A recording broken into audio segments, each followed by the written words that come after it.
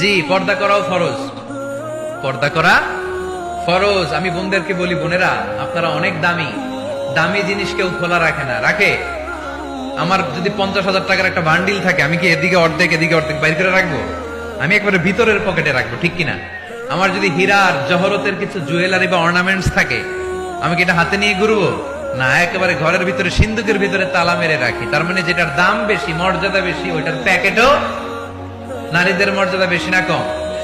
এজন্য তাদের প্যাকেটও বেশি। সেফটি সিকিউরিটির জন্য এই পর্দার বিধান আল্লাহ দিয়েছে, আপনাদেরকে কষ্ট দেওয়ার জন্য নয়। এ হেজাব আপনার অহংকার, হেজাব আপনার আভিজাত্যের প্রতীক। আমার বোনেরা, যাদের কানে আমার মাইকের আওয়াজ যায়, এই হেজাব আপনার রুচির প্রতীক। আপনি কোন বংশের মেয়ে, কোন রুচির মেয়ে, আপনার পোশাক বলে দিবে, ঠিক কিনা? বোরকা পরা একটা মেয়ে যখন রাস্তা দিয়ে হেঁটে যায়, কত ভদ্র লাগে, কত মায়া লাগে। শ্রদ্ধায় আর সম্মানে মাথাটা নিচু হয়ে